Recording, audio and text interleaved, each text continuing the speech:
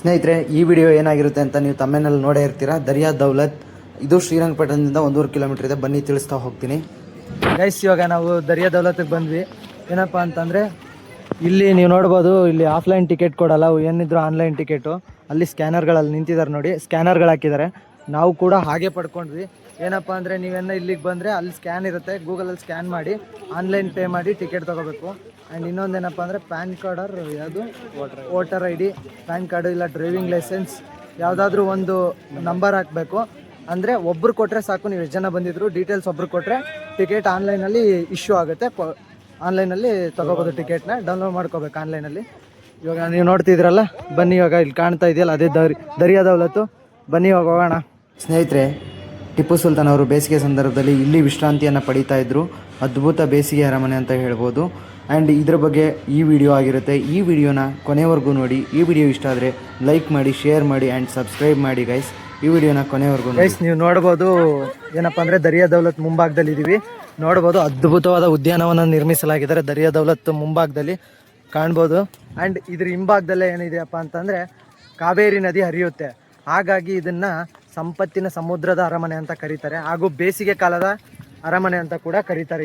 ಇದನ್ನು ನೀವು ಕಾಣ್ಬೋದು ನೋಡಿ, ಇದೆ ಇಲ್ಲಿದೆಯಲ್ಲ, ಇದು ಫುಲ್ ಏನಪ್ಪ ಅಂದರೆ ಮರದಿಂದ ನಿರ್ಮಿಸಲಾಗಿದೆ ಗೈಸ್. ನೀವೇನು ನೋಡ್ತಿದ್ದೀರಲ್ಲ, ಸುತ್ತಲೂ ಕಂಬಗಳಿದ್ದಾವೆ, ಮರದ ಕಂಬಗಳಿಂದ ಇದು ನಿರ್ಮಿಸಲಾಗಿದೆ. ಸುಮಾರು 1500 ಅಂದರೆ 16ನೇ ಶತಮಾನದಲ್ಲಿ ಇದನ್ನೇನಪ್ಪ ಅಂದರೆ ಕಟ್ಟಿರ್ತಾರೆ. ಫಸ್ಟು ಮೊದಲನೇದಾಗಿ ಏನಪ್ಪ ಅಂದರೆ ಹೊಯ್ಸಳರ ಅರಸ ಒಂದು ತಲೆಯಲ್ಲಿ ಇಟ್ಕೊಂಡು ಒಂದು ಅರಮನೆ ನಿರ್ಮಿಸೋ ಥರ ಒಂದು ಏನಪ್ಪ ಇದನ್ನು ನಿರ್ಮಾಣ ಮಾಡ್ತಾರೆ. ಅದಾದ ನಂತರ ಇದು ಬೇರೆಯವ್ರ ಕಾಲಘಟ್ಟಕ್ಕೆ ಹೋಗುತ್ತೆ, ವಿಜಯನಗರ ಅರಸರ ಕಾಲಘಟ್ಟಕ್ಕೆ ಬರುತ್ತೆ, ಇದು ಅವ್ರ ಅಂಡರಲ್ಲಿ ಬರುತ್ತೆ. ಅದಾದ ನಂತರ ಏನಾಗುತ್ತಪ್ಪ ಅಂದರೆ ನಮ್ಮ ಮೈಸೂರು ಅರಸರು ಏನಿರ್ತಾರೆ, ಆಂಗ್ಲೋ ಮೈಸೂರು ಯುದ್ಧ ಆದಮೇಲೆ ಕೆಲವು ದಿನಗಳ ಕಾಲ ಬ್ರಿಟಿಷರ್ ಅಂಡರಲ್ಲಿರುತ್ತೆ. ಅದಾದಮೇಲೆ ಮೈಸೂರು ಒಡೆಯರ ಅಂಡರ್ಗೆ ಇದು ಒಳಪಡುತ್ತೆ. ಕೊನೆಗೆ ಇದೆಲ್ಲದರ ಮಧ್ಯೆ ಏನಾಗುತ್ತೆ ಅಂದರೆ ಟಿಪ್ಪು ಅವರ ಆಳ್ವಿಕೆ ಕಾಲದಲ್ಲಿ ಕೂಡ ಇರುತ್ತೆ. ಯಾಕಪ್ಪ ಅಂದರೆ ಶ್ರೀರಂಗಪಟ್ಟಣ ಅವರ ರಾಜಧಾನಿ ಆಗಿರುತ್ತಲ್ಲ, ಆ ಉದ್ದೇಶದಿಂದ ಇದು ಕೂಡ ಅವ್ರ ಅಂಡರಲ್ಲಿ ಬಂದಿರುತ್ತೆ. ನೋಡ್ಬೋದು ನೀವು, ಸುತ್ತ ಪಾರ್ಕ್ ಇದೆ, ಅದ್ಭುತ ಸ್ಥಳ ಅಂತ ಹೇಳ್ಬೋದು. ನೀವೇನ ಬಂದರೆ ಟ್ರಿಪ್ಗೆ, ಒಳ್ಳೆ ಫ್ರೆಂಡ್ಸು ಫ್ಯಾಮಿಲಿಯನ್ನು ಬಂದರೆ ಒಳ್ಳೆ ಎಂಜಾಯ್ಮೆಂಟ್ ಮಾಡೋ ಸ್ಥಳ. ಒಳಗೆಲ್ಲ ಬಿಡ್ತಾರೆ, ಕಾಣ್ಬೋದು ನೋಡಿ, ಅಲ್ಲಿ ಕೂತ್ಕೊಂಡು ಊಟ ತಿಂಡಿ ಎಲ್ಲ ಮಾಡ್ತಾಯಿದ್ದಾರೆ. ಒಳ್ಳೆ ಸ್ಥಳ ಗೈಸ್. ನೀವೇನ ವಿಸಿಟ್ ಮಾಡೋ ಥರ ಇದ್ದರೆ ಶ್ರೀರಂಗಪಟ್ಟಣಕ್ಕೆ ಬಂದರೆ ಇಲ್ಲಿ ಬನ್ನಿ. ಒಳ್ಳೆ ಫ್ಯಾಮಿಲಿ ಎಲ್ಲ ಕುರ್ತು ಎಂಜಾಯ್ ಮಾಡೋಂಥ ಒಳ್ಳೆ ಸ್ಥಳ ಅಂತ ಹೇಳ್ಬೋದು.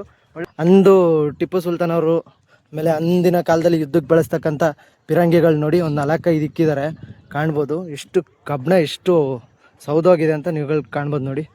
ಹಾಗೆ ಇದೆ ನೋಡಿ, ನೋಡಿ ಗುಂಡುಗಳು ಕೂಡ ಕಾಣಿಸುತ್ತೆ ನೋಡಿ, ಗುಂಡುಗಳು ಇದೆ, ಅಲ್ಲಿ ಗುಂಡುಗಳು ಇಕ್ಕಿದ್ದಾರೆ ನೋಡಿ, ನೋಡಿ ಕಾಣ್ಬೋದು. ಇಲ್ಲಿ ಗುಂಡುಗಳಿದೆ ನೋಡಿ, ಗುಂಡುಗಳು ಕೂಡ ಇಕ್ಕಿದ್ದಾರೆ ನೋಡಿ. ಫುಲ್ ಒರಿಜಿನಲ್ ಕಬ್ಬಣ. ಹಿಂಗೆ ಹಿಂದಿನ ಕಬ್ಬಣ ಒಂದಿಷ್ಟು ವರ್ಷಕ್ಕೆ ಇರಲ್ಲ, ಬಟ್ ಅಂದಿನ ಕಬ್ಬಣ ಕಲ್ಲಿದ್ದಂಗೆ ಐತಲ್ಲ ಇದು. ಬನ್ನಿ ಫ್ರೆಂಡ್ಸ್, ಹಿಂಗೆ ಮುಂದೆ ಹೋಗೋಣ. ನೋಡ್ಬೋದು ಗೈಸ್, ಇದು ಕಬ್ಬಣ ಅಲ್ವಾ? ನೋಡಿ ಎಷ್ಟರ ಮಟ್ಟಿಗೆ ತುಕ್ಕಿ ಹೊಡಿತಿದೆ. ನೋಡಿದ್ರೆ ಒಳ್ಳೆ ಯಾವ ರೀತಿ ಕಾಣಿಸುತ್ತೆ ಅಂದರೆ ಗೈಸ್, ಒಳ್ಳೆ ಏನಪ್ಪ ಅಂದರೆ ಕಲ್ಲಿದ್ದಂಗೆ ಐತೆ ನೋಡು. ಕಲ್ಲಲ್ಲ, ಕಬ್ಬಣ, ಕಬ್ಬಿಣನೇ ಗೈಸ್. ನೋಡ್ಬೋದು, ಶಾಕ್ ನನಗೆ. Bank on solid, bank on solid ಹೆಂಗ ಅರಿಸ್ತಿದ್ರ ಗುಂಡಿ ಇಲ್ಲಿಗ? ಕ್ಲೋಸ್ ಮಾಡಿದ್ದಾರೆ ಹೇಗೆ? ಹಾಳಾಗೋಗಿದೆ ಅಲ್ವಾ? ಇಲ್ಲಿ ಇಕ್ಬಿಟ್ರೆ ಹೊಡೆದ್ರೆ ಬಡ್ ಅಂತ ಅಲ್ಲಿಗೆ ಹೋಗ್ಬಿಡೋದು, ಒಮ್ಮೆ ಢಮ್ ಅನ್ಸಿರೋದು. ಏನೈತೆ ಒಳಗೆ? ಒಳಗೆ ಏನಿಲ್ಲ ಗೈಸ್, ಕಸ ತುಂಬಿದ್ದಾರೆ. ಅಲ್ಲಿಂದ ಗುಂಡು ಬರೋದು, ಹಂಗೆ ಢಮ್ ಅಂತ ಆರೋದು. ಸುತ್ತ ಪಾರ್ಕ್ ಇದೆ ನೋಡಿ ಗೈಸ್, ಕಾಣ್ಬೋದು. ನಾನು ಹೇಳಿದ್ನಲ್ಲ ಆವಾಗಲೇ, ಎಲ್ಲ ಮರದಿಂದ ನಿರ್ಮಿಸಿದ್ದಾರೆ ಅಂತ. ನೋಡ್ಬೋದು, ಸುತ್ತ ವುಡ್ ಮರಸು ಇಡೀ ಅಲ್ಲಿ ನೋಡಿ, ಮೇಲೆಲ್ಲ ಕಾಣಿಸುತ್ತಲ್ಲ, ಎಲ್ಲ ವುಡ್ಡು. ಈ ದರಿಯಾ ದೌಲತ್ ನಿರ್ಮಿಸಿರೋದೇ ಫುಲ್ ವುಡ್ಡಲ್ಲೇ ನಿರ್ಮಿಸಿದ್ದಾರೆ ಗೈಸ್. ಸ್ನೇಹಿತರೆ, ನಾನು ಆವಾಗಲೇ ಹೇಳಿದ್ನಲ್ಲ, ಫುಲ್ ವುಡ್ಡಲ್ಲಿ ರೆಡಿ ಮಾಡಿರೋದು ಅಂತ. ಇದು 2 ಫ್ಲೋರ್ ಇದೆ, ನೀವು ಕಾಣ್ಬೋದು. ಫುಲ್ ವುಡ್ಡಲ್ಲೇ ನಿರ್ಮಿಸಲಾಗಿದ್ದಾರೆ, ಕಾಣ್ಬೋದು ನೋಡಿ. ಪೇಂಟಿಂಗ್ ನೋಡಿ ಎಷ್ಟು ಅದ್ಭುತವಾಗಿ ಗೋಡೆ ನಿರ್ಮಾಣ ಮಾಡಿದ್ದಾರೆ ಅನ್ನೋದು ಕಾಣಿಸುತ್ತೆ ನೋಡಿ. ನೋಡಿ ಫುಲ್ ಇದೆಲ್ಲ ಕೋಣೆಗಳು, ಒಳ ಕೋಣೆಗಳು. ಟಿಪ್ಪು ಸುಲ್ತಾನ್ ಬೇಸಿಗೆ ಸಂದರ್ಭದಲ್ಲಿ ಈ ಅರಮನೆ ತಂಪಾಗಿರೋದ್ರಿಂದ ಹಿಂಭಾಗದಲ್ಲಿ ಏನಂದರೆ ಕಾವೇರಿ ನದಿ ಇದೆ. ಆ ಉದ್ದೇಶದಿಂದ ಈ ಅರಮನೆಯನ್ನು ಬೇಸಿಗೆ ಕಾಲದಲ್ಲಿ ಬಳಕೆ ಮಾಡ್ತಿದ್ರು. ನೀವುಗಳು ಕಾಣ್ಬೋದು ನೋಡಿ, ಎಷ್ಟು ಅದ್ಭುತವಾಗಿದೆ. ನಾನು ಹೇಳದ್ನಲ್ಲ, ಮೇಲ್ಗಡೆ ಒಂದು ಫ್ಲೋರ್ ಇದೆ ಅಂತ. ನೋಡಿ, ಮೇಲ್ಗಡೆ ಒಂದು ಫ್ಲೋರ್ ಇದೆ, ಕಾಣ್ಬೋದು ನೋಡಿ. ಫುಲ್ ಎಲ್ಲ ಏನಂದರೆ ಇಡೀ ಏನು ಅರಮನೆ ಇದೆ, ಈ ಬೇಸಿಗೆ ಅರಮನೆ ಫುಲ್ ವುಡ್ಡಲ್ಲೇ ನಿರ್ಮಿಸಲಾಗಿದ್ದಾರೆ. ಏನು ಗೊತ್ತಾ ಗೈಸ್, ನಾವು ಇಲ್ಲಿ 8th ಪ್ಲೇಸಲ್ಲಿ ಇದ್ದೀವಿ. ನೀವು ಇಲ್ಲಿದ್ದೀರಿ. ಟೋಟಲ್ 9 ಪ್ಲೇಸ್ ಇದೆ. ಟೋಟಲ್ ಇದೇನಪ್ಪ ಅಂದರೆ ಶ್ರೀರಂಗಪಟ್ಟಣ ಮ್ಯಾಪು ಕಾಣ್ತಿರ್ಬೋದು ನೋಡಿ. ನಾವು ಸದ್ಯಕ್ಕೆ ಇಲ್ಲಿದ್ದೀವಿ. ಬನ್ನಿ ಹೋಗೋಣ ಹಿಂಗೆ. ನೋಡಿ ಅಂದಿನ ಕಾಲದಲ್ಲಿ ಬಿಡಿಸಿರ್ತಕ್ಕಂಥ ಪೇಂಟ್ ಚಿತ್ರ ನೋಡಿ ಕಾಣ್ಬೋದು. ಮೇಲ್ಗಡೆ ಎಲ್ಲ ಒಂದು ಚೂರು ಚೂರು ಹಾಳಾಗೋಗಿದೆ. ಹಳೆ ಪೇಂಟ್ ಅಲ್ವಾ, ಸ್ವಲ್ಪ ಮಟ್ಟಿಗೆ ಹಾಳಾಗೋಗಿದೆ. ಯುದ್ಧದ ಸಂದರ್ಭದಲ್ಲಿ ಏನಾನ ಘಟನೆಗಳು ನಡೆದಿರ್ತಾವಲ್ಲ ಅದ್ರ ಚಿತ್ರಗಳಿವೆ. ಬಾರೋ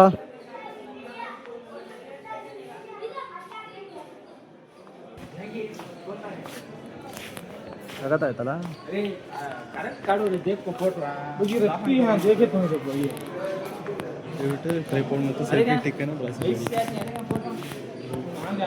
ಹಂಗೆ ಮಾಡ್ಬೋದು. ನಾನು ಅದೇ ಹೇಳಿಲ್ವ ನೋಡಿ, ಮೇಲ್ಗಡೆ ಫ್ಲೋರ್ ಅಂತ ಹೇಳಿದ್ನಲ್ಲ, ಅಲ್ಲೂ ಮೇಲ್ಗಡೆ ಫ್ಲೋರ್ ಇದ್ದಾಗ ಇಲ್ಲಿ ಕೂತ್ಕೊಂಡು ಏನು ಮಾಡ್ತಿದ್ನಂತೆ, ಚರ್ಚೆಗಳನ್ನ ಮಾಡ್ತಿದ್ನಂತೆ. ಬಾಲ್ಕನಿ ನೋಡಿ ಸ್ನೇಹಿತರೆ, ಬಾಲ್ಕನಿ ಕಾಣ್ಬೋದು ನೀವು. ಅಂದಿನ ಕಾಲದಲ್ಲೇ ಬಾಲ್ಕನಿ ನಿರ್ಮಾಣ ಮಾಡಿದ್ದಾರೆ ನೋಡಿ ಗೈಸ್. ಇದರಲ್ಲಿ ಏನು ಮಾಡ್ತಿದ್ರು ಅನ್ನೋದನ್ನ ಪೇಂಟಿಂಗ್ ಮೂಲಕ ತಿಳಿಸಿದ್ದಾರೆ ಕಾಣ್ಬೋದು ನೋಡಿ. ನಾನು ಹೇಳೋದ್ನಲ್ಲ, ಅಲ್ಲಿ ನೋಡಿ ದರ್ಬಾರ್ ಇದೆ. ಆಮೇಲೆ ಬೇಸಿಗೆ ಕಾಲದಲ್ಲಿ ಟಿಪ್ಪು ಸುಲ್ತಾನ್ ಅವ್ರು ಕುತ್ಕೊಂಡು ಹೇಗೆ ಏನಪ್ಪ ಸಲಹೆಗಳು ತೊಗೊತಿದ್ರು, ಆಮೇಲೆ ಬಂದಿರೋ ಅತಿಥಿಗಳ ಜೊತೆ ಹೇಗೆ ಕೂಡ್ತಿದ್ರು, ಇದ್ರದ್ದು ಬಗ್ಗೆ ಇದೆ ನೋಡಿ ಕಾಣ್ಬೋದು. ಇಲ್ಲೇ ಅನ್ಸುತ್ತಲ್ಲ ಎಂಟ್ರಿ ಹೋಗೋದು ನೋಡಿ. ರೂಮ್ಸ್ ಎಲ್ಲ ಕೋಣೆಗಳೆಲ್ಲ ನಿರ್ಮಾಣ ಮಾಡಿದ್ದಾರೆ ವಾಸ ಮಾಡೋಕ್ಕೆ. ಬಟ್ ಏನಂದರೆ ಕ್ಲೋಸ್ ಮಾಡಿದ್ದಾರೆ ಕಾಣ್ಬೋದು. ಮುಟ್ಟಿ ಯಾವುದೇ ವರ್ಣಚಿತ್ರಗಳನ್ನ ನೀವು ಬಂದರೆ ಮುಟ್ಟಕ್ಕೆ ಹೋಗಬೇಡಿ. ಯಾಕಪ್ಪ ಅಂದರೆ ನೋಡಿ ಎಷ್ಟರ ಮಟ್ಟಿಗೆ ಹಾಳಾಗಿದೆ. ಮುಟ್ಟಿನೇ ಈ ಥರದ್ದೆಲ್ಲ ಆಗೋಗಿದೆ ನೋಡಿ. ಹಾಗಾಗಿ ಮುಟ್ಟಬೇಡಿ ಸ್ನೇಹಿತರೆ. ನೀವೇನು ನೋಡ್ತಿದ್ದೀರಲ್ಲ, ಟಿಪ್ಪು ಸುಲ್ತಾನ್ ಕಾಲದಲ್ಲಿರ್ತಕ್ಕಂಥ ಇವಾಗಿನ ಸೋಫಾಗಳು ಅದು ಇದು ಅಂತ ನಾವು ಹಿಂಗಿನ ಟ್ರೆಂಡ್ಗಳನ್ನ ನಾವು ನೋಡ್ತಾ ಹೋಗ್ತೀವಿ. ಅಂದಿನ ಕಾಲದಲ್ಲೇ ಟಿಪ್ಪು ಸುಲ್ತಾನ್ ಅವರು ಬಳಸ್ತಿರ್ತಕ್ಕಂಥ ನೀವು ಸೋಫಾ ಕಾಣ್ಬೋದು, ಆಮೇಲೆ ವುಡನ್ ಚೇರ್ಸ್ ಕಾಣ್ಬೋದು, ವುಡನ್ ಟೇಬಲ್ಗಳು ಕಾಣ್ಬೋದು. ನೀವು ನೋಡ್ತಿದ್ರಲ್ಲ, ಆರಾಮ್ ಮಲ್ಗೋ ಮಂಚ ಕೂಡ ಇದೆ ನೋಡಿ ಕಾಣ್ಬೋದು. ಅಂದಿನ ಕಾಲದಲ್ಲಿ ಟಿಪ್ಪು ಸಾಮ್ರಾಜ್ಯ ಹೇಗಿತ್ತು ಅನ್ನೋದು ಒಂದು ಚಿತ್ರ ಹಾಕಿದ್ದಾರೆ ಕಾಣ್ಬೋದು ನೋಡಿ ಸ್ನೇಹಿತರೆ. ನೀವು ಫುಲ್ ಅದರದ್ದೇ ಚಿತ್ರ. ಅಲ್ಸ್ಪ್ಯಾಡ್ ಕತ್ತಿ ಅಂತ ಟಿಪ್ಪು ಸುಲ್ತಾನ್ ಬಳಸ್ತಕ್ಕಂಥ ಕತ್ತಿ ನೋಡಿ ಗೈಸ್. ಕತ್ತಿ ಕೂಡ ಇಲ್ಲಿ ಇಕ್ಕಿದ್ದಾರೆ ಸಂರಕ್ಷಣೆ ಮಾಡಿ. ಟಿಪ್ಪು ಸುಲ್ತಾನ್ ರೇಷ್ಮೆ ಉಡುಗೆ ಬಳಸ್ತಿದ್ರು. ನೀವು ಕಾಣ್ಬೋದು ತುಂಬ ಫೋಟೋಗಳಲ್ಲಿ ಟಿಪ್ಪು ಸುಲ್ತಾನನ್ನು ನೀವು ನೋಡಿರ್ತೀರ. ರೇಷ್ಮೆ ಬಟ್ಟೆನೇ ಅತಿ ಹೆಚ್ಚಾಗಿ ಅವ್ರು ಹಾಕೊಂಡಿರ್ತಕ್ಕಂಥದ್ದು. ಅದನ್ನು ಸಂರಕ್ಷಣೆ ಮಾಡಿ ಇಕ್ಕಿರ್ತಕ್ಕಂಥದ್ದು ನೋಡಿ ಕಾಣ್ಬೋದು. ಇವೆಲ್ಲ ಅವ್ರು ಬಳಸ್ತಿದ್ದಕ್ಕಂಥ ಕತ್ತಿಗಳು ಕೂಡ ಇಲ್ಲಿದೆ ನೋಡಿ ಕಾಣ್ಬೋದು.